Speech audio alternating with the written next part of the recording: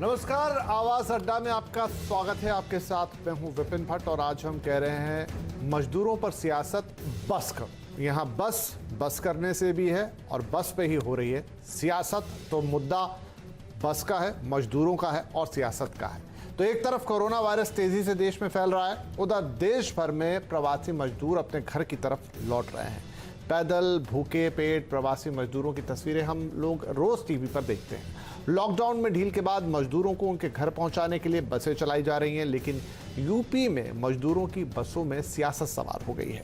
योगी सरकार ने कांग्रेस का 1000 बसें चलाने का ऑफर मान तो लिया है, लेकिन बसें बॉर्डर पर खड़ी हैं, लेकिन सियासत की वजह से चल नहीं पा रही। बीजेपी ने कांग्रेस की बसों को फर्जीवाड़ा करार दे दिया है। इन सब के बीच मजदूर अभी भी सड़क पर ही है। आखिर कौन है मजदूरों का कसूरवार और बसों पर क्यों हो रही है सियासत? आवाज अड्डा में आज इसी पर होने जा रही है बड़ी बहस। और इस बहस में हमारे साथ शामिल हो रहे हैं कांग्रेस के प्रवक्ता आलोक शर्मा, भारतीय जनता पार्टी के प्रवक्ता नरेंद्र तनेजा, राजनीतिक विश्लेषक आशुतोष, वरिष्ठ पत्रकार हर्षवर्धन त्रिपाठी और सामाजिक विश्लेषक उर्वशी मित्तल। आप सभी का बहुत बहुत स्वागत है। तो हम आपस में चर्चा करेंगे, बहस करेंगे इस मुद्दे पर, लेकिन उससे पहले लगातार वाद विवाद, आरोप प्रत्यारोप का दौर जारी है और उसमें सबसे ताजा है कांग्रेस की तरफ से। कांग्रेस की महासचिव प्रियंका गांधी वाड्रा ने आज फिर यूपी सरकार से बसें चलने देने की अपील की है। अगर उस लिस्ट में कुछ ऐसे नंबर हैं जो गलत है, कोई बात नहीं, हम एक नई लिस्ट भी उनको दे सकते हैं। मैं सिर्फ ये कहना चाहती हूँ कि देखिए, 4 बजे 24 घंटे हो जाएंगे कि ये बसें उपलब्ध हैं। अगर आपको इस्तेमाल करनी है तो इस्तेमाल करिए, हमें अनुमति दीजिए। आपको भाजपा के झंडे लगाने हैं, इन पे अपने भाजपा के स्टिकर लगाने हैं तो बेशक लगाइए, बेशक लगाइए। आपको अगर कहना है कि आपने उपलब्ध कराई है तब भी कराइए, लेकिन इन बसों को चलने दें। तो प्रियंका गांधी कह रही हैं कि आप बसों पर जिसके पोस्टर झंडे लगाने हैं लगा लीजिए, लेकिन उनको चलने दीजिए। और बसें बहुत देर से खड़ी हैं।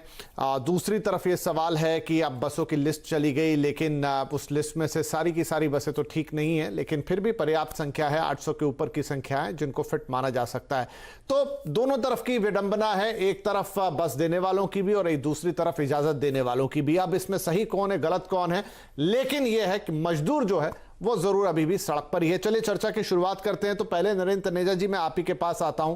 कांग्रेस आई आपके पास या उत्तर प्रदेश सरकार के पास, उसने कहा बस चलानी है, फिर उन्हें इजाजत मिल गई, फिर उन्होंने लिस्ट मांगी गई, उसमें 100-200 गलत निकली, पुरानी निकली, बस ही नहीं निकली। सब कुछ ठीक है, लेकिन जितनी ठीक है उन्हें तो चलने दिया जाए, उसमें क्या दिक्कत है? नहीं, देखिए उसको, अरे इजाजत किस लिए दी गई? कोई भी आकर के मदद करना चाहता है, बस चलाना चाहता है। कांग्रेस तो धनाढ्यों की पार्टी, अरबपति है उसमें। वो तो हेलीकॉप्टर भेज सकते थे, पता नहीं हेलीकॉप्टर क्यों नहीं भेजे। वो तो 1000 हेलीकॉप्टर भेज सकते हैं, तो कुछ भी कर सकते हैं, इतना पैसा है इन लोगों के पास। तो बात उसकी नहीं है, अगर आप वास्तव में करना चाहें तो। और दूसरी, हमको ये भी साथ में देखना पड़ेगा कि भाई आपने ये बसें चलानी थी, वो इतने लोग जो है, आपने मुंबई के सीन देखिए, राजस्थान के देखिए, पंजाब के देखिए। अरे जाइए वहां, आपकी सरकारें भी है, साथ साथ लेकर के आइए, जैसे हर एक को जो आप जॉब कर सकते हैं। महायज्ञ हो रहा है, केंद्र सरकार भी कर रही है, आप भी करना चाहते हैं, इंडिविजुअल करिए ना। उसका इतना प्रचार प्रसार करने की जरूरत है। हमारे यहाँ, हमारे देश की सभ्यता है, नेकी कर कुएं में डाल। ये नहीं कि 24 घंटे आप प्रेस कॉन्फ्रेंस करके बोलते रहे 1000 बसें, 1000 बसें, 1000 बसें। ऐसा, ये हमारे देश की सोच या संस्कृति नहीं है। लेकिन कांग्रेस की जो प्रथम परिवार है, उसको भारतीय संस्कृति के बारे में पता ही नहीं है। उनको क्या पता, यहाँ के बारे में उनको कुछ नहीं पता है। और दूसरी बात यह है कि मिशन क्या है, मिशन हम भी जानते हैं। आप समाजवादी पार्टी में, मैं उत्तर प्रदेश का रहने वाला हूं। हमारे जो कांग्रेस के मेरे मित्र हैं, हमारा रोजाना का उठना बैठना है उत्तर प्रदेश के अंदर। वो हमको कह रहे हैं, देखा अब तो मुख्यमंत्री बनेंगी प्रियंका जी, आप कोई रोक नहीं सकता, मायावती कुछ नहीं कर सकती, अखिलेश यादव भी गए पीछे। वहां खेल ये हो रहा है। जमीन पर जाके देखिए, उन्होंने कहा, हमने अपने कार्यकर्ताओं से पूछा उत्तर प्रदेश, अरे आपका उत्तर प्रदेश में कार्यकर्ता है कहां? मैं चल रहा हूं आपके साथ, मुझे दिखा दीजिए। विपिन जी, आप आइए साथ में, देखिए कहां है कार्यकर्ता। तनेजा जी, ये सारी बात जो आप कह रहे हैं सब सही, मैंने सब मान ली, लेकिन सर सवाल वही कि जो बसेस हैं, जो भी बसेस हैं, जो फिट बसेस हैं, उनको चलने देने में प्रॉब्लम क्या है? नहीं, कोई प्रॉब्लम नहीं है। अरे बसें, अगर आपने बसें, वास्तव में आपको संवेदना है, वास्तव में आपके दिल में दिल है, आप ऊपर बैठ के 36 माले की बिल्डिंग में बैठ के राजनीति नहीं करना चाहते, आप वास्तव में आपका दिल है तो ये तमाशा आप नहीं करेंगे, ये तमाशा आप नहीं करेंगे। आपको संवेदना होनी चाहिए अगर वास्तव में है तो। देखिए इस तरह की ये कांग्रेस वो पार्टी जो लाशों पर राजनीति कर सकती है, ये तो बस तो बड़ी छोटी सी बात है। इसलिए कांग्रेस के चरित्र को पहचानिए। और उत्तर प्रदेश का जो नागरिक है, आप मुझे बताइए सब कुछ छोड़ करके प्रियंका जी उत्तर प्रदेश में क्यों लगी, सोच के देखिए। नहीं, मैं तनेजा जी अगर थोड़ी देर के लिए मैं आपकी सारी बातें मान भी लूं कि राजनीति हो रही है, तमाम चीजें, लेकिन उससे इतर कि चलिए वो सब ठीक है, लेकिन वो जो बसेस हैं अगर वो चलती हैं तो उससे मजदूर ही घर पहुंचेंगे ना। सुनिए, आपको देखिए, अगर आप जो है अगर वास्तव में इनकी नियत हो, तब कोई नियत नहीं है, इन्होंने कोई बस नहीं चलानी, इन्होंने कुछ नहीं करना, इन्होंने ये आपका शो कराना है, हेडलाइन क्रिएट करनी है कि प्रियंका जी मुख्यमंत्री बन जाए। अरे मुख्यमंत्री इस तरीके से नहीं बनते हैं, जनता का प्रेम चाहिए, जनता का प्यार चाहिए, जनता के लिए काम करना पड़ता है, तब जाके इनको ये हमेशा ऐसे बनते रहे, इनको लगता है ये 2020 में नहीं, ठीक है, चलिए सर, वो राजनीति की बातें हैं, आगे कौन क्या बनेगा वो अलग बात है, लेकिन अभी तो मेरा प्रश्न है वो इस पर। चलिए मैं आपके पास आता हूं, मैं अभी आलोक शर्मा जी के पास जाता हूं। आलोक जी, कांग्रेस का, बीजेपी का आप पे आरोप है कि ठीक है आपने बसें दी, अच्छी बात है, लेकिन आपने उसके चारों तरफ इतना प्रोपोगेंडा खड़ा कर दिया, इतना प्रचार प्रसार खड़ा कर दिया कि अब वो चीज राजनीति सी लग रही है। देखिए, मुझे लगता है कि जो भी बीजेपी के प्रवक्ता महोदय थे, उन्होंने जो भी वक्तव्य दिया वो अपने आप में पूरा राजनीतिक माहौल बनाने के लिए काफी था। वो प्रथम परिवार पर अटैक करेंगे, सीएम बनना चाहते हैं, वो कह रहे हैं तमाशा है, 36 माले की बिल्डिंग पे, कौन 36 माले पे बैठा भाई, कौन तमाशा कर रहा है? आपके अधिकारी पत्रों का जवाब दे रहे हैं, आपके अधिकारियों ने कहा कि हाँ बसें दे दीजिए, हमने बसें पहुंचा दी। अगर बसें आपके अधिकारियों ने परमिशन नहीं दी होती तो बसें नहीं पहुंचती।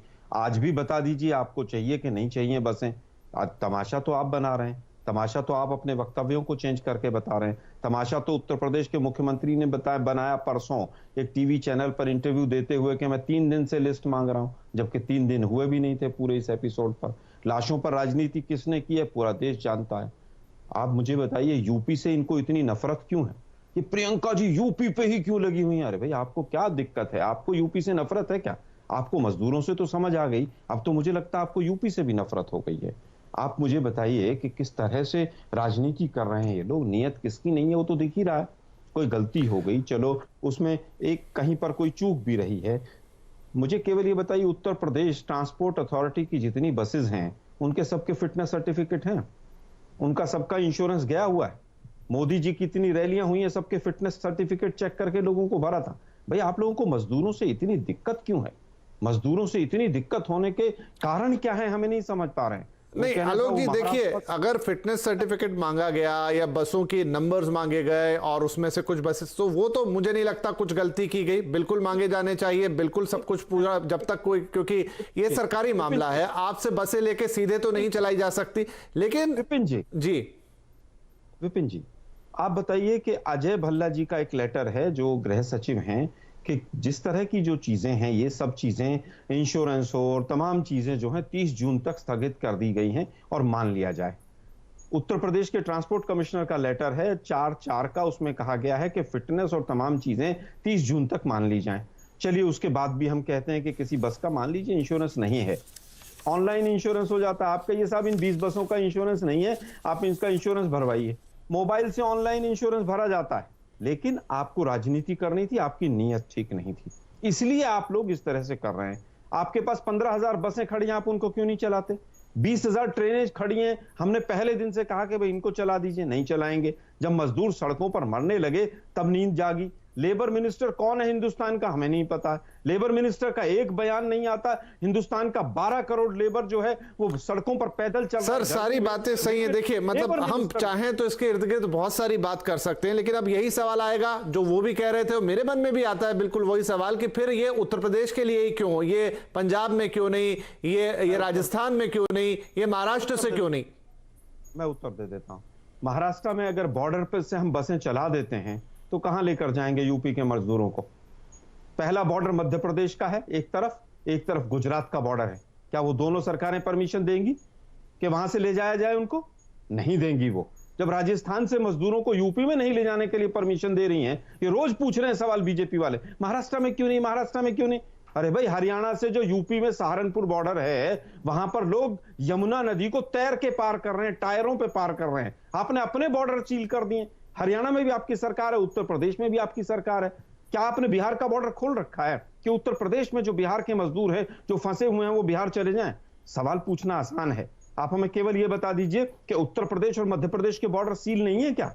मध्य प्रदेश से जो गुना से और तमाम जो ललितपुर और ये पूरा जो बेल्ट है, रीवा वाली, सतना, मेहर, कटनी वाली, ये पूरी बॉर्डर जो है पूरी तरह से सील की हुई है इलाहाबाद के आसपास से। आप मध्य प्रदेश से तमाम मजदूरों को क्यों नहीं जाने दे रहे उत्तर प्रदेश?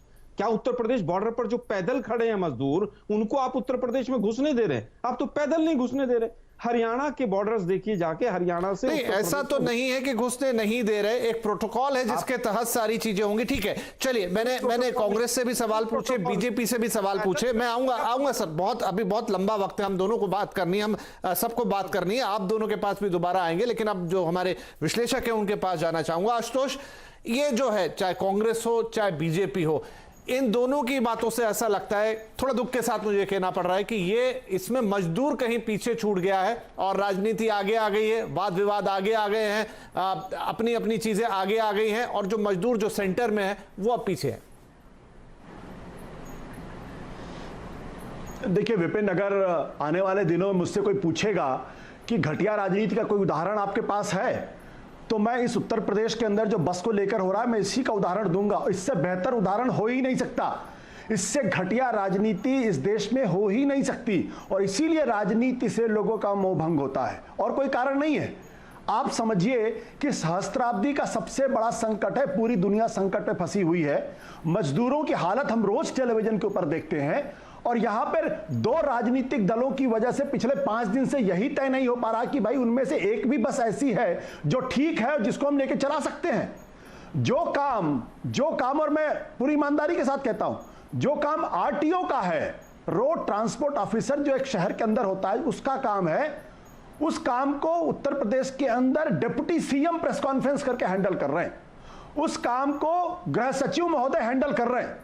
उस काम पर प्रियंका गांधी दिल्ली के अंदर प्रेस कॉन्फ्रेंस कर रही है और उनके पीएस उसमें लगे हुए हैं। अगर इस देश के उत्तर प्रदेश की यही प्रायोरिटी है, अगर यही योगी आदित्यनाथ की प्रायोरिटी और यही अगर प्रियंका गांधी की प्रायोरिटी है कि बस, अरे मेरा कहना है कि चलो 1000 बसेस कांग्रेस पार्टी ने दे दी, 100% उसमें राजनीति है, इससे मैं बिल्कुल इनकार नहीं करता हूं। 1000 बसेस आपके पास है ना, आप उसका इस्तेमाल कर लीजिए। अगर मान लीजिए 1000 बसेस में से 999 बसेस खराब हैं, मान लिया एक बस तो ठीक है, उसका इस्तेमाल कर लीजिए। और अगर 1000 के 1000 बसेस अगर खराब है, तो आप उनको कह दीजिए कि भाई आपकी बसेस किसी लायक नहीं है, आप कृपया इसको ले जाइए। ना आप ये कह रहे हैं कि आपके एक भी बस खराब है, एक भी हम आपकी बसों का इस्तेमाल नहीं करेंगे। आप ये जरूर उत्तर प्रदेश के डिप्टी सीएम बैठकर, आप सोचिए इतना बड़ा संकट है, उत्तर प्रदेश के डिप्टी सीएम के पास इतना वक्त है कि वो प्रेस कॉन्फ्रेंस करके 2 दिन लगातार ये लिस्ट दे रहे हैं कि इतनी बसेस के फिटनेस सर्टिफिकेट नहीं, इतनी बसेस का ये, इतनी बसेस का ये, इतनी बसेस का, इतनी बसेस ये। मैं तो हैरान हूं। और प्रियंका गांधी प्रेस कॉन्फ्रेंस करके कर रही हैं। मतलब इससे ज्यादा क्या बात लोगों को, अगर मैं ये भी मानता हूं, चलिए मान लीजिए कि सब कुछ गड़बड़ था, कुछ नहीं करना था, सिर्फ वहां के एक फोन उठा के बात करना था, प्रियंका जी आपने ये कहा, या प्रियंका जी योगी आदित्यनाथ को फोन करके कहती भाई ये बसेस हैं, आपको अगर इस्तेमाल करना तो इस्तेमाल कर लीजिए, नहीं इस्तेमाल करना तो मुझे बता दीजिए। नहीं, 5 दिन से बाकायदा इस पर राजनीति हो रही है, और वो बेचारा गरीब आदमी जो मर रहा है सड़कों के ऊपर, जिसके ऊपर किसी को कोई ध्यान नहीं है। और आज की तारीख में 56 दिन हो चुके हैं, आज भी न तो उत्तर प्रदेश की सरकार के पास कोई सलूशन है, न केंद्र की सरकार के पास सलूशन है, और वो आज भी ये तय नहीं कर पा रहे करना क्या नहीं है इस पूरे मसले के ऊपर। तो ये बहुत ही दुखद है, बहुत ही विभत्स है, अश्लील है और विद्रूप है। जी, काफी सारे विशेषण यहाँ जोड़े आशुतोष जी ने। मैं तनेजा जी आपके पास आता हूँ, शुरुआती कमेंट सबसे ले लूँ, फिर बात विस्तार से और होगी।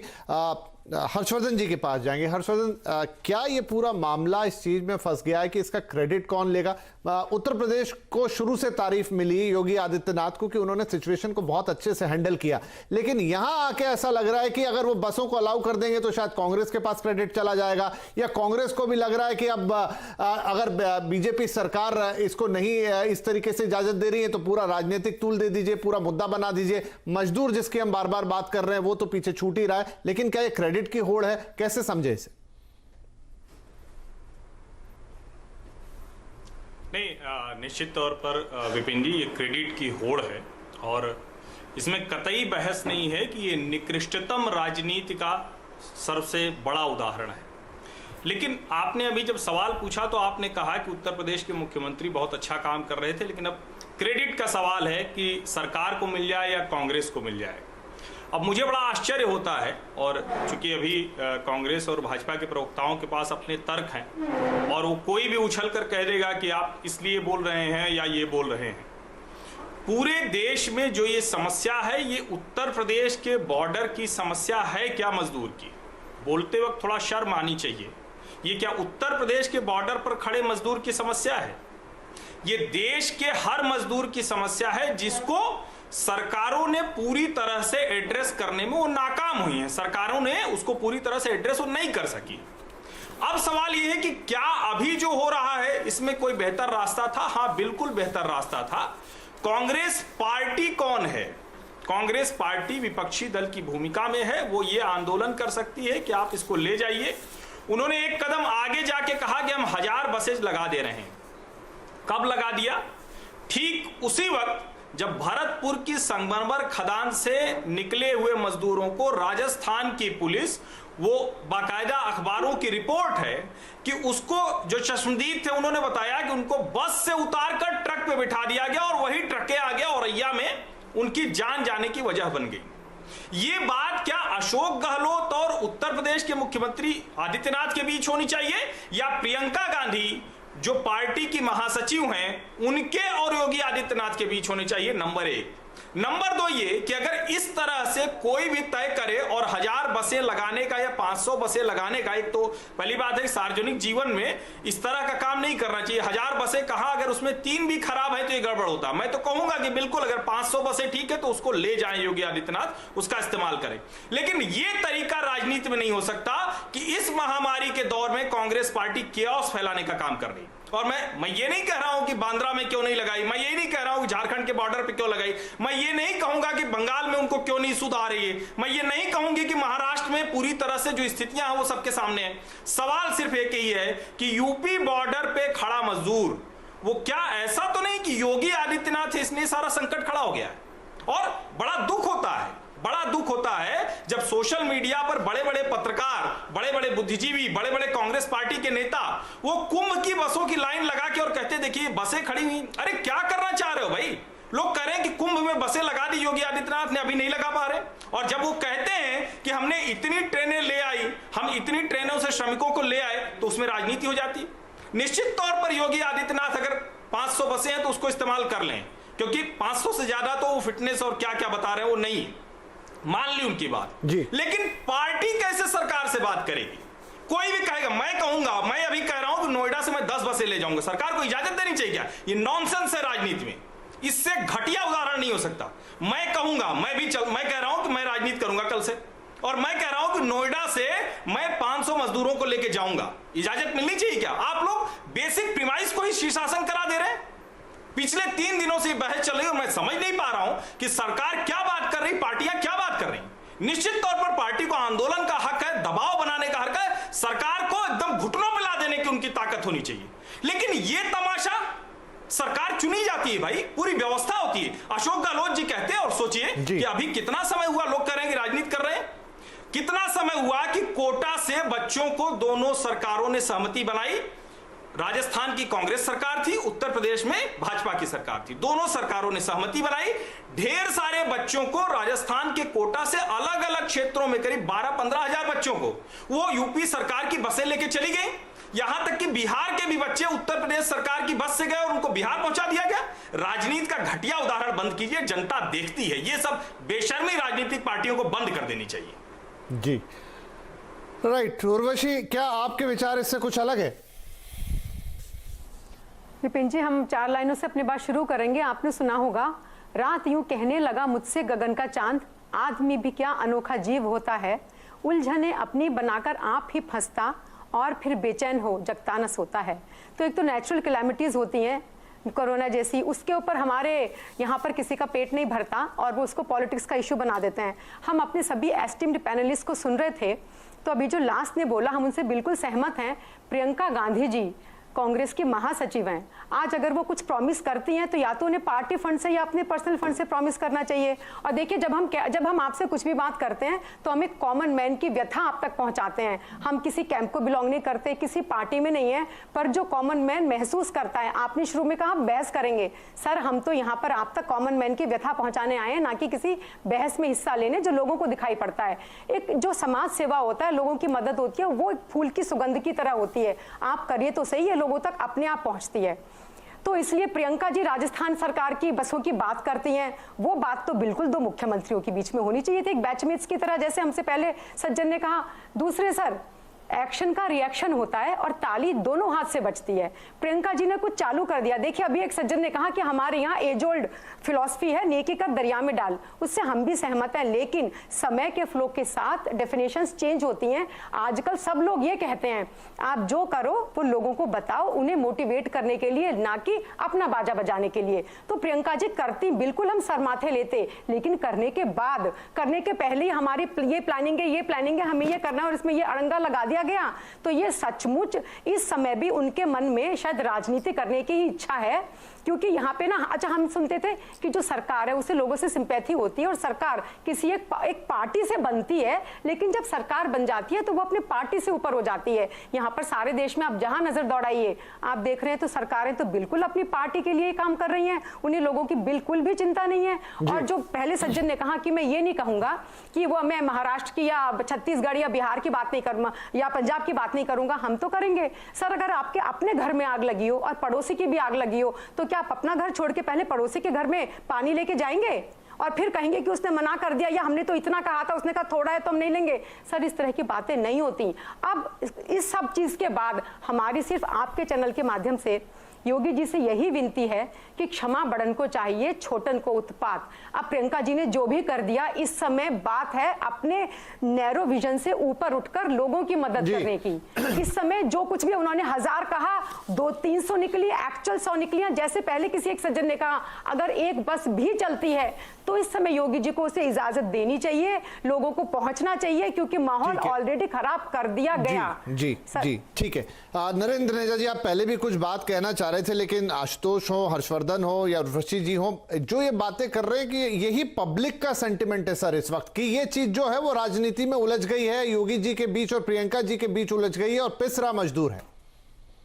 नहीं, पहली बात तो ये कहना ठीक नहीं है। जहां तक हमारे जो माइग्रेंट वर्कर्स हमारे जितने हैं उसके लिए पूरा हम लोग काम कर रहे हैं। ट्रेनें खूब चलाई जा रही हैं, उत्तर प्रदेश रोडवेज की लगभग सभी बसें उस पर लगा दी गई हैं। तो ये कहना ठीक नहीं है कि वो रहा है। हमारा टारगेट है कि जितना जल्दी से जल्दी हो सके। रेलवे को भी आदेश दिया गया। अब स्टेट की परमिशन का जो प्रोविजन था उसको भी खत्म कर दिया गया है। स्टेट की परमिशन नहीं चाहिए, हम गाड़ी चलाएंगे चाहे वो स्टेट कुछ भी हो, वो भी कर दिया गया है। और साथ में जिन लोगों को थोड़ा ये भी पता होना चाहिए कि पंजाब हरियाणा वाले जो पूछिए, क्या वो पंजाब फ्रीली जा पा रहे हैं? क्या पंजाब का बॉर्डर बंद नहीं करा गया है? क्या पंजाब का बॉर्डर फ्रीज नहीं करा गया है? थोड़ी सी जानकारी रखनी चाहिए तो थोड़ा अच्छा रहता है। ये पता होता है कि भाई एक राज्य क्या कर रहा है। पंजाब राज्य ने बिल्कुल बॉर्डर को सील कर रखा है। हरियाणा के लोगों को एंटर रूरल एरिया तक पर पुलिस लगा दी गई है। तो ये पंजाब की स्थिति है और उनके कोई कारण होंगे। मैं कैप्टन अमरिंदर की कोई बुराई नहीं कर रहा, हो सकता है उनके कुछ कारण हो। हर एक राज्य को अपनी सुरक्षा देखनी पड़ रही है। लेकिन प्रश्न यहाँ पे ये आता है कि अगर प्रियंका जी, आशुतोष जी बोल रहे थे, प्रियंका जी अगर आपको पता है अच्छी तरीके से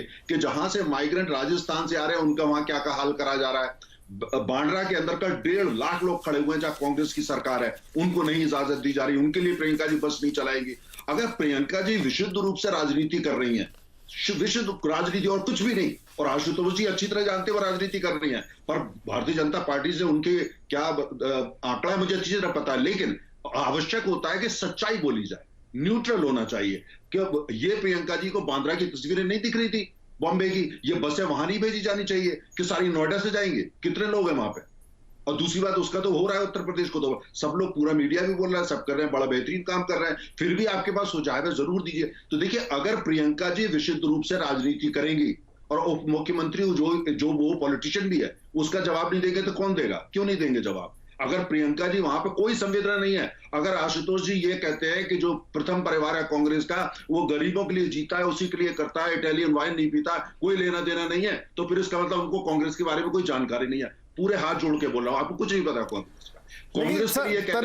कांग्रेस ठीक है, कांग्रेस का जो भी है या कांग्रेस को हम जितना भी कोसें आप, लेकिन मैं मुद्दे पे आ रहा हूं जी। मैं मुद्दे पे, विपिन जी, मैं मुद्दे पे, मैं ये कह रहा हूं कि आप जो असली मुद्दा है, मुद्दा ये है कि प्रियंका जी सिर्फ राजनीति कर रही हैं। और अगर आपको लगता है नहीं वो सेंटा क्लॉज है, वो सबके लिए बसें चलाना चाहती हैं, ये करना चाहती है, तो आप जो अगर ये कहने का प्रयास आप कर रहे हैं कि उनको उसी नजरिए से देखा जाए, वो एक एनजीओ की नजर से देखा जाए, एक समाज सेविका की नजर से अगर वो उस दृष्टि से आएंगे, हम उसको उस नजर से देखेंगे। अगर वो उत्तर प्रदेश का मुख्यमंत्री बनने के लिए आई है तो नहीं, लेकिन ये डिसाइड कौन करेगा सर कि वो क्या करने के लिए आई है? फैक्ट तो यही है कि उन्होंने बसेस ऑफर की हैं, ठीक है, उसमें टेक्निकली जो कुछ हो सकता है वो जरूर कीजिए, लेकिन ये अज्यूम कैसे कर सकते हैं कि वो मुख्यमंत्री बनने के लिए सब कर रही हैं? विपिन जी, मुझे बात बताइए, निष्पक्ष रूप से बताइए, आप तो पॉलिटिकल एंकर हैं, आपको क्या लगता है वो संगम में नहाने के लिए जा रही हैं? नहीं, देखिए, राजनीति दोनों तरफ से हो रही है सर, लेकिन परसेप्शन, जनता की बात सुनिए ना। देखिए, मैं तो यहाँ मजदूरों की बात करूंगा, जनता की बात करूंगा। जनता, मजदूर, उनके मन में ये लग रहा है कि वो राजनीति कर रही है, लेकिन योगी साहब क्या कर रहे हैं? वो अभी तक तो बहुत अच्छा काम कर रहे थे, अचानक वो इस चीज पे क्यों अड़ गए? एक लाइन देखिए, आपको ऐसा लग रहा है कि योगी जी ने सारे काम छोड़ दिए हैं, इस पे लगे हुए, आपको गलतफहमी है, वो इस पे 0.1% नहीं लगे हुए। वो काम करना चाहिए, वो करना चाहिए, जो हमारा मजदूर भाई बहन है उसकी सेवा और उसको जल्दी घर पहुंचाना, वो काम कर रहे हैं। आपकी नजर इस पे है, प्रियंका जी पे, उनकी नहीं है। वो प्रियंका जी करते रहे अपने राजनीति आएगी, उसका राजनीतिक जवाब दिया जाएगा, समाज सेविका होंगी, उस तरीके से करा जाएगा। उनका फोकस 100% उत्तर प्रदेश सरकार का, भारतीय जनता पार्टी का ये है कि जो हमारे बहन भाई सड़क पे हैं उनको कैसे जल्दी जल्दी घर पहुंचाए। ये फैक्टर 1000 बसें, 500 बसें, ये आपके लिए अहम होगा, हमारे लिए नहीं है। नहीं सर, इसमें आपकी हमारी बात नहीं है। देखिए, चाहे आशुतोष अपनी बात रख रहे हो, चाहे हर्षवर्धन रख रहे हो, चाहे उर्वशी रख रहे हो, उन्होंने सबने एक पब्लिक सेंटिमेंट की बात की है, और पब्लिक का सेंटिमेंट इस समय यह है कि ये मजदूर जो सड़क पर हैं वो इस बहस में उलझ गए हैं कि ये बसें चलेंगी कि नहीं चलेंगी, कांग्रेस की बसें हैं, बीजेपी इजाजत देगी। मैं उसकी बात कर रहा हूं सर। हम भी पब्लिक के साथ हैं, हम पॉलिटिकल पार्टी है, 17 करोड़ हमारे साथ है। आपको क्या कहना है मजदूर भाइयों के साथ? हमको ज्यादा पता नहीं है क्या? हम तो वहीं पे उत्तर प्रदेश के अंदर, जो आप यो कह रहे हैं, जो लोग 1000 बसों का वेट कर रहे हैं, उनके लिए हमने 2000 बसें पहले ही चला दी हैं। ठीक है सर, ठीक है। हर्षवर्धन त्रिपाठी कहना भी कुछ चाह रहे हैं, मैं उनके पास जाता हूं। हर्ष जी, जो तनेजा जी बात कह रहे हैं, जो तनेजा जी बात रख रहे हैं कि इसमें विशुद्ध राजनीति है, पॉलिटिकल एम्बिशन है, और इस वजह से अब वो इजाजत या ना देने या देने की बात आती है, मंशा उसमें गलत है।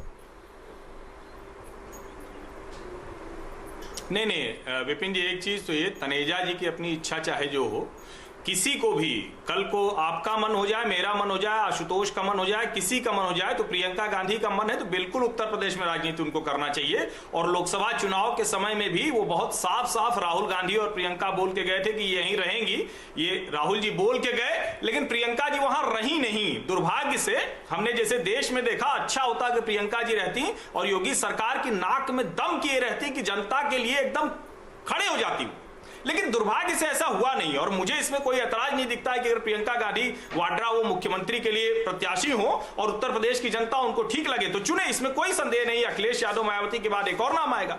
लेकिन मैं बार बार कह रहा हूं कि देखिए, हमेशा किसी भी लोकतंत्र में सरकार चलने का, व्यवस्थाओं के आगे बढ़ने का एक तरीका होता है। आप उस तरीके का शीर्षासन कराने पर तुले हुए, आप लोग बहस को मूल मुद्दे से भटका रहे हैं बार बार सारे पैनलिस्ट। मैं कह रहा हूं कि ये दो राज्य सरकारों के बीच का मसला होगा या पार्टी और सरकार के बीच का मसला होगा? क्या देश में कोई भी ये तय करेगा? अभी हर्षवर्धन त्रिपाठी और विपिन भट्ट तय करेंगे और बस लेके चल देंगे और कहेंगे कि हमको नहीं ले जाने दे रहा है प्रशासन, हम धरना देंगे, 500 बसों को लाइन पे लगा देंगे? ये क्योस है विपिन जी, ये मजाक। महामारी के समय में मजदूर सड़कों पर जो उसका मजाक उड़ाया जा रहा है, ये इससे ज्यादा यातनादायी, इससे ज्यादा पीड़ादायी, इससे ज्यादा निकृष्टतम कुछ हो नहीं सकता। और एक मैं बात आपको याद दिलाता हूं, उर्वशी जी ने उसको कहा तो मैं संदर्भ के साथ बताता हूं। देश को नहीं पता चला जब सोनू सूद की बस चली गई मजदूरों को लेकर प्रशासन के साथ बातचीत करके, तब देश को पता चला कि एक अभिनेता है जिसने बसों से लोगों को पहुंचा दिया। मैं ये नहीं कह रहा हूं कांग्रेस पार्टी के लोग, भाजपा के लोग अलग अलग कहीं कहीं कोई कर रहा होगा, उसकी जानकारी लोगों में आना चाहिए मोटिवेशन के लिए, लेकिन मुझे करना कुछ नहीं है। हंगामा इतना खड़ा कर देना है कि जो मजदूर सड़क पर है उसके लिए हम चिंतित हैं, लेकिन करना कुछ नहीं है। करना होता तो राजस्थान सरकार और उत्तर प्रदेश सरकार के बीच में बात हो जाती। और इसी तरह का प्रस्ताव दिल्ली कांग्रेस ने केजरीवाल जी को भी दिया है। आप लोग खबर उसको विस्तार थोड़ा दीजिए तो समझ में आएगा। और इस तरह का प्रस्ताव ये सब जगह दे रहे हैं। सवाल ये है कि जो दो सरकारें हैं उनके बीच बात क्यों नहीं हो रही? कोटा से बच्चे चले गए तो मजदूर राजस्थान से क्यों नहीं जा पा रहे? ये सवाल पूछिए, इसमें कहां दिक्कत आ रही है? ठीक है, तो बनता तो आलोक शर्मा जी से, लेकिन आशुतोष क्योंकि हैंड रेस कर रहे हैं जी, आशुतोष अपना पॉइंट रखिए, फिर मैं आलोक के पास जाता हूं। नहीं, देखिए मुझे लगता है कि इस पूरे मसले पर पूरा भटकाने की कोशिश की जा रही है।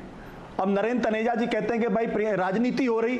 अरे राजनीति तो है, तो राजनीति तो होगी ना। महात्मा गांधी क्या समाज सेवा करने के लिए आए थे? राजनीति करने के लिए आए थे ना। जवाहरलाल नेहरू राजनीति कर रहे थे ना।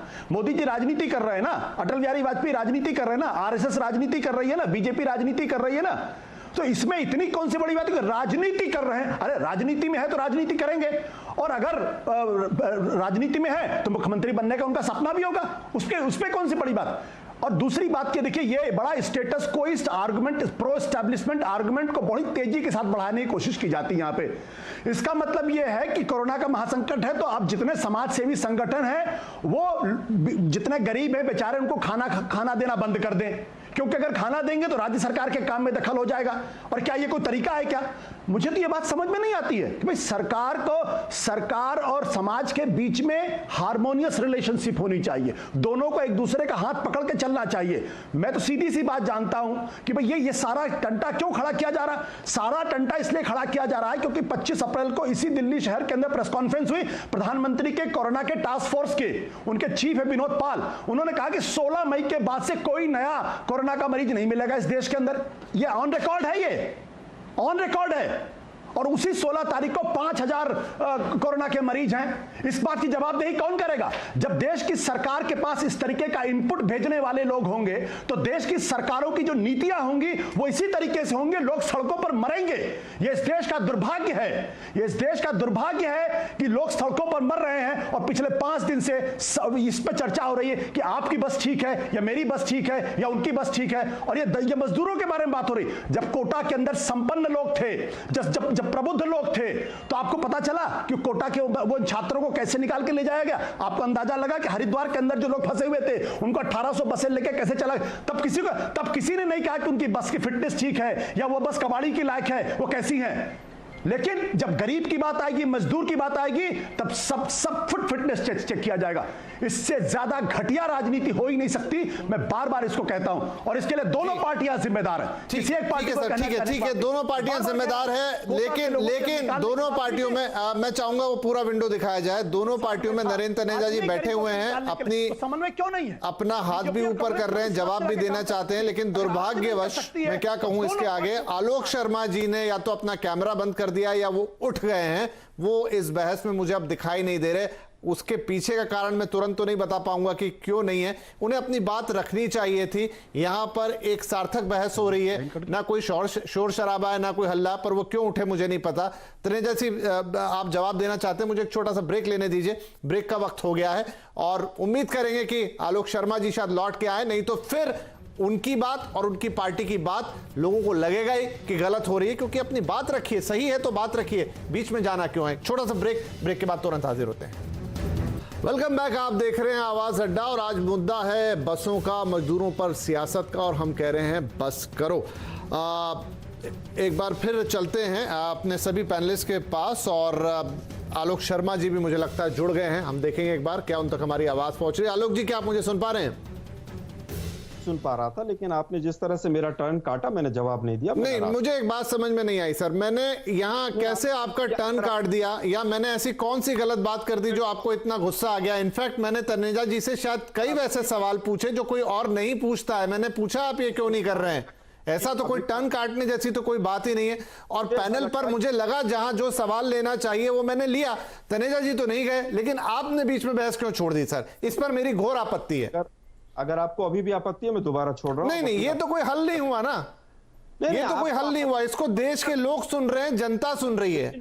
विपिन जी, देश के लोग सब सुन भी रहे हैं, सब समझ भी रहे हैं, सब देख भी रहे हैं सर। यही तो मैं कह रहा हूं, आपको रुकना चाहिए था। अभी 1 घंटे की बहस से बहुत बोलने का मौका मिलता। नहीं, आपको अगर आपत्ति आपसे ज्यादा मुझे है, मैं छोड़ देता हूं डिबेट तो। नहीं, मैं ऐसा आपको बिल्कुल नहीं कह रहा कि आप डिबेट छोड़ दीजिए, ना आपके ऊपर आपत्ति उस तरीके से उठा रहा हूं, लेकिन मेरा कहना यह है कि आप रुकते, एक सवाल बाद में आपके पास आता ही सही, कहां जाता? आपका जवाब लिए बिना बात आगे कैसे बढ़ती? देखिए, आप सब समझ रहे हैं। खैर, एनीवेज, आप अपनी बात रखिए। देखिए, मुझे लगता है कि आज का जो मुद्दा है उसमें एक तरफा एक बहस को बनाया जा रहा है, और कहीं ना कहीं प्रियंका जी का खौफ जो है वो नरेंद्र तनेजा जी से होता हुआ और पूरी तरह से हर्षवर्धन जी के भी चेहरे पर नजर आ रहा है। हर्षवर्धन जी से बीजेपी के प्रवक्ताओं को सीखना चाहिए किस तरह से डिफेंड की जाती है। राजनीति कौन कर रहा है? पहली चिट्ठी जब गई कि हम बसें चलाना चाहते हैं, उत्तर प्रदेश की सरकार मना कर देती कि हम किसी पार्टी की बसें नहीं चलवाएंगे। अशोक गहलोत जी हमें चिट्ठी लिखे, आपने पहले यस क्यों किया? राजनीति आपने की। आपने कहा साहब 56 दिन के बाद भी जिस देश के प्रधानमंत्री के पास 20 लाख करोड़ का जुमला हो, 20 लाख करोड़ जिसकी जेब में हो और 20,000 ट्रेनें उसकी खड़ी हो, उसके देश में अगर ऐसा होता है कि सैकड़ों मजदूर जो हैं सड़कों पर मर जाएं, ऐसे प्रधानमंत्री को डूब कर मर जाना चाहिए। 4 दिन से वो बसें वहां पर अगर चलती होती, 3 दिन से 4-4 ट्रिप भी डेली लगाती तो लोगों का भला होता। प्रियंका जी ने पहले दिन भी कहा कि आपको अगर नहीं चलवानी, हमने चिट्ठी में परमिशन ली है, उसके बाद ऐसा किया गया है। लेकिन उसके बावजूद वो तो अशोक गहलोत जी ने बात क्यों नहीं की? उसने पहली चिट्ठी के जवाब में लिख देते, भाई गहलोत जी अगर बात करेंगे तो हम चलवाएंगे। आपने परमिशन क्यों दी थी? आपने परमिशन इसलिए दी थी कि आप राजनीति करना चाहते थे। आपने कहा साहब माहौल खराब कर दिया। अरे 56 दिन से देश के अंदर जो माहौल है वो मोदी जी ने खराब किया। मध्य प्रदेश की सरकार बनाने के चक्कर में कोई प्लानिंग नहीं की। नमस्ते ट्रंप के चक्कर को आज अहमदाबाद भुगत रहा है कि किसने माहौल खराब किया, ये पूरा सब लोग देख रहे हैं। आप कह रहे हैं कि साहब अब तो हमने रेलों की स्टेट की भी परमिशन खत्म कर दी। आपने पहले क्यों नहीं खत्म कर दी? है किसने कहा था कि आप स्टेट से परमिशन लेकर रेलें चलाइए? क्या 15 ट्रेनें आपने चलाई थी? क्या स्टेट से किसी से परमिशन ली थी आपने? क्या आपने जो कल 220 ट्रेनें अनाउंस की हैं, क्या स्टेट से परमिशन ली थी आपने? आपको अंदाजा नहीं था, क्योंकि लेबर मंत्री जो है आपके, लेबर मिनिस्टर, उनका पता नहीं है कहां पर है वो। आप कह रहे हैं कि साहब हमने तो बहुत अच्छा काम किया। तो तनेजा साहब, ये जो 60 दिन से और पिछले खास तौर पर 20 दिन से जो फोटोग्राफ आ रहे हैं, ये पाकिस्तान के आ रहे हैं क्या? जी। अगर आपको नहीं चलवानी थी बसें तो मना कर देते आप। आपके अधिकारियों ने चिट्ठी लिखी कि हाँ हम परमिशन देते हैं। आपके अधिकारियों ने जगह बताई कि वहां बसें को पहुंचा दीजिए, तब हमने बसें पहुंचाई हैं। वो बसें राजस्थान सरकार की नहीं है कि राजस्थान सरकार उनसे बात करे। हर्षवर्धन जी बहुत चिल्ला चिल्ला के कह रहे हैं, हर्षवर्धन जी 300 किलो RDX आया, आज तक नहीं पता चला। 1000 बसों की कुंडली पता कर ली आपने। 1000 बसों का ये भी पता चल गया कौन से टायर में कितनी रबड़ चढ़ी हुई है। आज तक आप हर्षवर्धन जी बहुत बड़े आप पत्रकार हैं, लेकिन आपने आज जिस तरह की शब्दावली का इस्तेमाल किया मुझे दुख हुआ। मुझे केवल ये बता दीजिए 300 किलो जो RDX लेके गई थी वो गाड़ी कौन सी थी? बोलेरो थी? सर, अब हम बहुत दूसरी तरफ निकल गए। शायद आपकी और हर्षवर्धन जी की बात हो गई है यहाँ पर, लेकिन ठीक है, आपने अपनी बात रख ली। आपने अपनी बात रख ली। एक मिनट विपिन जी, मैं पूछना चाहता हूं, बीजेपी के भी और तमाम लोग CNBC के यहाँ पर देख रहे होंगे, आज तक किसी को देश को कानों कान खबर नहीं पता चली कि कौन सी गाड़ी टकराई थी। वो बोलेरो थी, इनोवा थी, फॉर्च्यूनर थी। सर, उसके लिए अलग बहस लगेगी, लेकिन अभी हम मजदूर और बसों वाली बात पे रहते हैं, उसी पे चलते हैं। तनेजा साहब, अगर पूरे शो में पता चल जाए तो मुझे भी बता के जाइएगा। जी जरूर। तनेजा जी, देखिए विपिन जी, मैं रोज बहस करता हूं, आलोक जी भी करते होंगे। जब भी आप उत्तेजना से बोलते हैं, गुस्से में बोलते हैं, अपनी पार्टी का आप कोई सेवा नहीं करते हैं। अब जो इनको देख रहे होंगे, प्रधानमंत्री को डूब मरना चाहिए, कांग्रेस की क्या छवि आ रही होगी? जो कांग्रेस के दर्शक है वो जरा दोबारा कह रहा हूं मैं, जो नहीं, मैं ये बहस में विपिन जी मैं एक शब्द नहीं बोलता, ये बोल रहे हैं। आलोक जी बोलने दीजिए। उन्होंने नहीं बोला जब तक आप बोल रहे थे, उन्हें बोलने दीजिए। के लिए हो आलोक जी उनको बात पूरी करने दीजिए। मैं दोबारा आपके पास आ जाऊंगा, उन्हें बात तो पूरी करने दीजिए। बताइए, हुई थी तो क्या फिटनेस सर्टिफिकेट चेक किए गए थे क्या? नहीं, आलोक जी उनका जवाब सुन लीजिए। उन्होंने शांति से आपकी बात सुनी, उनका जवाब सुन लीजिए सर। दूरों के लिए मैं कभी बीच में तू मैं ऑनलाइन चेक किए जा सकते हैं। ठीक है, आपकी सारी बातें सुन ली, वो एक एक करके जवाब दे रहे हैं, फिर आपका टर्न आएगा। मेरी बात देखिए तनेजा जी, आप ये बहस को खराब कर रहे हैं। बिल्कुल, आप बोलिए, आपका ऑडियो जा रहा है। तनेजा जी वेस्ट कर रहे हैं। नहीं, देखिए प्रश्न इस बात का है कि प्रधानमंत्री को डूब मरना चाहिए। ये अगर कांग्रेस का प्रवक्ता आके देश के सामने बोल रहा है तो जो कांग्रेस के कार्यकर्ता सुन रहे होंगे उनको भी शर्म आ रही होगी कि कैसे प्रवक्ता हमने रखे हुए हैं और ये पार्टी के हितों की होली चला रहे हैं। मुझे दुख होता है, तकलीफ होती है और इनको इलाज कराना चाहिए जो प्रधानमंत्री के लिए ऐसे शब्दों का प्रयोग करे। कि डूब मरना चाहिए। देश के प्रधानमंत्री है, आपके भी प्रधानमंत्री हैं, शर्म आनी चाहिए आपको। और पार्टी ऐसे लोगों को प्रवक्ता बनाती है, किस तरह की पार्टी है ये? देखिए, प्रश्न इस बात का होता है, हमारा ये मुद्दा है कि जो भी हमारे बहन भाई सड़क पे हैं, हमारे मजदूर बहन भाई, उनको घर पहुंचाने में हमारी प्राथमिकता वही है, हम उसी पे लगे हुए हैं। ये कहना है कि 1000 बसें 5000 सारा काम रुक गया, ये कुछ लोगों का एक नजरिया होगा, नहीं है, कोई काम नहीं लगा। सरकार उत्तर प्रदेश, आपको भी है, मुझे भी है, एज इंडियन सिटीजन, किसने रोका है उसको? किसने रोका है? समाज संस्थाएं, धार्मिक संस्थाएं, सांस्कृतिक संस्थाएं, इंडिविजुअल हो, आगे आइए, करिए। और मैं आपको कोई सर्टिफिकेट नहीं मांग रहा, हम भी कर रहे हैं। मैं तो गिराना नहीं चाहता यहाँ पे, हम अपनी पर्सनल एक भारतीय की कैपेसिटी में भी कर रहे हैं। आशुतोष जी का मैं बहुत सम्मान करता हूँ, मेरे मित्र हैं, थोड़ा सिनिसिज्म उनमें आ गया है, कोई बात नहीं है, क्योंकि वो राजनीति में गए और आज उन्हें राज्यसभा में होना चाहिए था, लेकिन नहीं है। वो आम आदमी पार्टी का नुकसान है और देश का भी नुकसान है। अच्छे व्यक्ति हैं, इनको होना चाहिए था।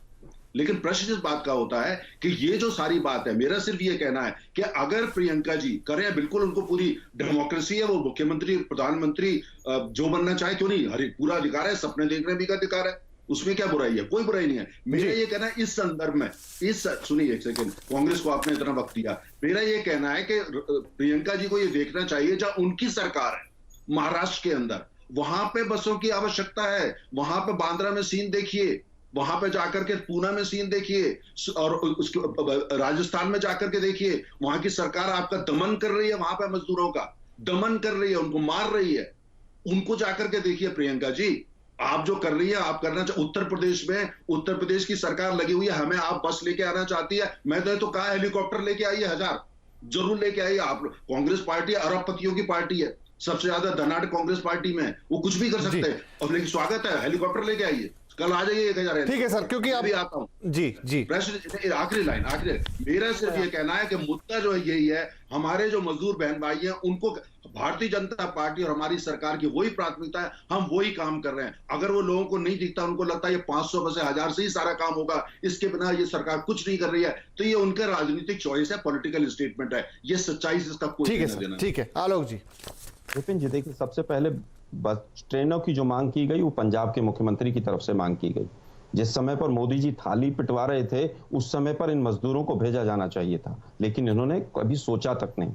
एक कोऑर्डिनेशन कमेटी तक केंद्र सरकार नहीं बना पाई कि जिसके ऊपर एपेक्स पे कोई ट्रांसपोर्ट मिनिस्टर, लेबर मिनिस्टर हो और बाकी राज्यों के मिनिस्टर्स को उसमें मेंबर बनाकर कि किस राज्य से कितने लोग चलेंगे। कारण क्या था? पीएमओ और मोदी जी को लगता है कि पूरे देश को हम ही चला रहे हैं और हम चला लेंगे।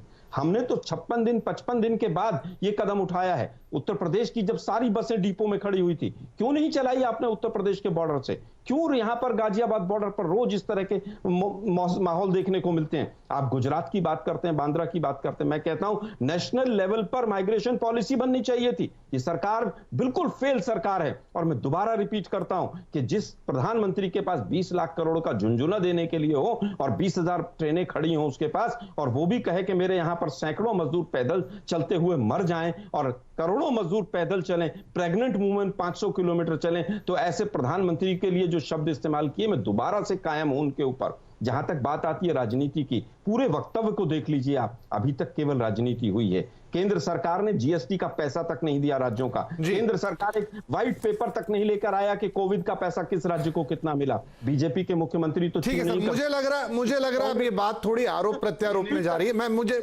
थोड़ा, क्योंकि इससे आगे भी बढ़ना है, समय मेरा समाप्त हो रहा है। पुरानी बातों को हम यहाँ नहीं करेंगे सर, आई एम सॉरी, पुरानी बातों को नहीं करेंगे। और मेरा एक कहना यह भी है कि अगर ऐसा ही था तो आप धरने पे बैठ जाते, आप बसों को चलवाने की बात करते, अपनी बसेस देना, चलिए उसमें भी बुराई नहीं है, लेकिन आप फिर सारे राज्यों की चिंता कीजिए, सब जगह देखिए कि कहां कहां बस नहीं चल रही और कहां कहां दी जा सकती है।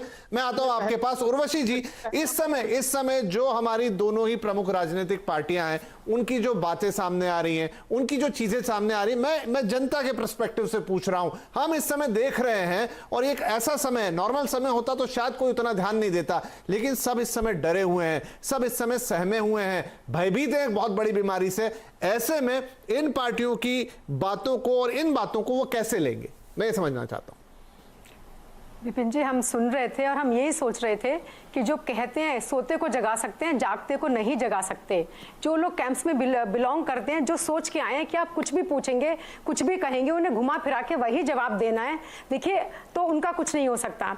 हम तो आपके माध्यम से सिर्फ ये कहने आए हैं कि चैरिटी बिगिंस एट होम। अभी एक सज्जन ने कहा, हम तो नाम भी नहीं लेंगे, कि उन्होंने लेटर लिख के पूछा तो उन्होंने परमिशन क्यों दी, उन्होंने राजनीति करी। अरे परमिशन नहीं देते तो कहते उन्होंने परमिशन क्यों नहीं दी, तो राजनीति करी। तो देखिए राजनीति तो होगी, एक्शन का रिएक्शन होता है। पर अब हम आपके माध्यम से योगी जी से ये कहेंगे, क्या वर्षा जब कृषि सुखाने, हर एक चीज की न्यूसेंस वैल्यू होती है। अभी आपने कहा कि हमारे यहाँ 12 करोड़ लेबर हैं, 1000 बस अगर पूरी भी आ जाती, अच्छा इस बात पे ध्यान है, इन्होंने ये नहीं कहा आज तक कि हमने राजनीति करी, हमने 1000 बस का प्रॉमिस किया और सिर्फ 300 भेजी। तो एक बार उसका भी जिक्र कर देते तो शायद इनका पद, इनकी इज्जत हमारी और सबकी नजरों में बढ़ जाती, जो कि इस समय अपने टीवी सेट्स के सामने ये बहस देख रहे होंगे।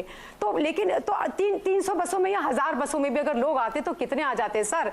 तो उस चीज की न्यूसेंस वैल्यू है। लेकिन अब योगी जी को बड़े उठ के उसको परमिशन देनी चाहिए, क्योंकि बात वही है, क्या वर्षा जब कृषि सुखाने, भरे पेट पे भोजन देने का कुछ फायदा नहीं। लोगों को तब दो जब उन्हें जरूरत है। जहां लोग मर रहे हैं वहां पे इसको ईगो का इशू ना बनाया जाए। भरा हुआ फल, जो पेड़ों से, फलों से भरा हुआ पेड़ झुकता है और ठूंठ खड़ा रहता है। तो योगी जी से प्रार्थना है, क्योंकि अब बात यूपी की हो रही है, तो प्लीज उन्हें ये बस को चलने देना चाहिए, जिससे ये मुद्दा खत्म हो और जिंदगी आगे बढ़े, क्योंकि ये मुद्दा इतना बड़ा है नहीं जितना बड़ा इसको बना दिया गया। राइट, इस मुद्दे को खत्म होना चाहिए। Quickly Ashutosh, your comment.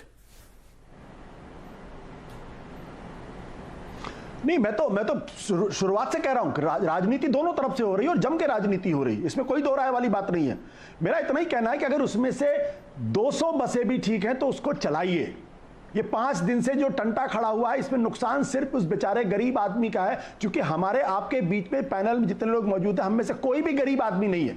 इसलिए शायद हमें उस तकलीफ का एहसास नहीं है कि आपको जब 100 किलोमीटर 200 किलोमीटर पैदल चलना पड़ता है और एक कंधे पे एक बच्चा होता है, दूसरे कंधे पे दूसरा बच्चा होता है, और हाथों में और पैरों में जब छाले पड़े होते हैं, पेट कार्रवाई से निकालिए, फौरन बसेस चलाइए। चाहे वो प्रियंका गांधी की बसें हो, चाहे योगी आदित्यनाथ की बसें हो, चाहे जिसकी बसें हो, लीव इट।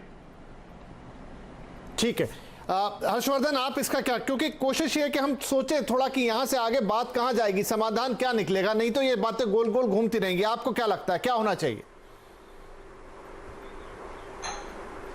नहीं, निश्चित तौर पर, लेकिन मैं संस्थागत व्यवस्था के पक्ष में होता हूं। और जहां तक जो आशुतोष जी ने कहा, तो मैं उसमें बता दूं कि जो भी अपनी जिसको जो समाज सेवा करनी है, अब मैं ये बताऊं कि मैं क्या करता हूं वो ठीक नहीं है, लेकिन मुंबई में अफरोज शाह का नाम बहुत जाना पहचाना है, सब कोई जानते हैं उनको, और तिलक नगर पुलिस ने उनको पकड़ के और घंटों बिठाए रखा। अब वो बेचारे जो जरूरतमंद लोग हैं उनकी मदद नहीं कर पा रहे हैं। ये नहीं होना चाहिए, समाज साथ आएगा, लेकिन राजनीतिक पार्टी इस समय में ऐसी राजनीति करे, वो कांग्रेस करे, भाजपा करे, ठीक नहीं। और आलोक शर्मा चूंकि मित्रवत हैं, जानते हैं, इसलिए उन्होंने FIR की धमकी नहीं दी, नहीं तो थोड़ा सा भी आप उलट बोलिए तो प्रधानमंत्री 5 बार मिल चुके हैं। 15 तारीख को सबने सलाह सुझाव दी थी।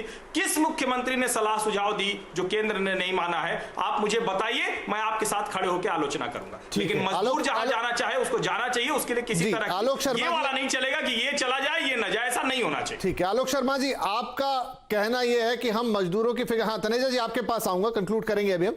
आपका कहना यह है कि मजदूरों की पहली फिक्र है, अब वो चाहे आपकी दी हुई बसों से जाए, यानी कांग्रेस की बसों से जाए, चाहे राज्य सरकार की डिपो में खड़ी हुई बसों से जाए, उसको अपने गंतव्य तक पहुंचना है, ये होना चाहिए। आप इसी की मांग कर रहे हैं एग्जैक्टली? देखिए, पूरी तरह से अभी बात कहा कि संस्थागत होना चाहिए। संस्थागत संस्था में सबसे ऊपर कौन है? मोदी जी। नेशनल लेवल पर माइग्रेशन पॉलिसी, भाई कोविड के टाइम पे कैसे कैसे लेबर माइग्रेट करेंगे, मुझे एक कागज उदाहरण दे दीजिए, 4 लाइनें लिखी हो। 20 लाख करोड़ के पैकेज में से मजदूरों के माइग्रेशन के लिए 0 रुपया है, 0। संस्थागत की बात करते हैं आप लोग, FIR की बात करते हैं आप लोग। पिछले मोदी साहब के शासनकाल में जितनी FIR हुई हैं, इतनी पहले सर, क्योंकि समय कम रह गया है, मैं आपसे टू द पॉइंट इसीलिए पूछ रहा हूं कि अगर किसी भी तरह से समस्या का समाधान हो जाता है, चाहे वो प्रियंका जी वाली बसें हो, चाहे राज्य सरकार की बसें हो, अगर मजदूर पहुंच जाते हैं तो वो एक अच्छी स्थिति होगी। नीरज जी, कल भी गाजियाबाद बॉर्डर पे 50 लोगों के खिलाफ FIR हुई है, हमारे प्रदेश अध्यक्ष तक पे FIR हो गई है। सर वो सब छोड़ दीजिए, मैं कह रहा हूं कि अगर ये समाधान निकलता है तो ये ठीक रहेगा ना? बिल्कुल समाधान निकलना चाहिए। योगी जी को चाहिए, चाहे वो जितनी भी बसें हैं उसमें 879 ठीक है तो 879 को चलवा लें। नहीं वो उन पे छोड़ देते हैं कि वो कैसे मजदूर, देखिए अंतिम तो ये है ना कि मजदूर घर तक पहुंचे, वो इन बसों को ले लें, इनमें से आधी ले लें, पूरी ले लें, ठीक करवा के ले लें, या अपनी बसें लगा दें, लेकिन मजदूर घर पहुंचना चाहिए। राइट, चलिए मेरा सब ठीक है सर, समय समाप्त हो रहा है। तनेजा जी से मैं एक आखिरी सवाल ले रहा हूं सर, वही सवाल आपके पास भी कि चाहे वो प्रियंका गांधी की बस हो, चाहे राज्य सरकार की डिपो की बस हो, मजदूर घर पहुंच जाए, बस ये चीज हो जाए। देखिए 3 छोटे छोटे पॉइंट। पहली बात तो ये इकोनॉमिक स्टिमुलस आया है, ये पूरी अर्थव्यवस्था को लेकर के आया है, उसके अंदर सारी चीजें कवर्ड होती है। जिन्होंने नहीं पढ़ा अब उनके बारे में तो मैं टिप्पणी नहीं करूंगा। दूसरी बात जो बड़ी अहम है, हमको ये ध्यान रखना चाहिए, हम बात कर रहे हैं ये जो सरकारी बसें हैं उत्तर प्रदेश की हो या केंद्र की हो या ये रेलगाड़ियां हैं, आलोक जी एक मिनट बीच में नहीं, सबके पूरे देश की है, पूरे देश में जो देश का, उसमें मजदूर भी शामिल है। ये भारतीय जनता पार्टी की नहीं है, ये किसी सरकार की नहीं है, ये जनता की है, ये देश की है। अगर देश के लिए काम आएंगे तो किसके काम आएंगे? तो अगर हम इसके लिए कर रहे हैं, उन बसों को जनता को दे रहे हैं, उनको मजदूरों को, हम कोई एहसान नहीं कर रहे हैं, ये उन्हीं की, ये रेल भी उन्हीं की है, ये बात को समझना होगा। नहीं देखिए हमारा ये कहना है। आलोक जी एक मिनट, नरेंद्र जी बिल्कुल जैसा नटशेल में मैंने उनसे पूछा कि चाहे इधर की बस हो चाहे उधर की बस हो, लेकिन ये समस्या का निपटान हो जाएगा ना, अब वो घर पे पहुंच जाएंगे लोग, वो इंपॉर्टेंट है।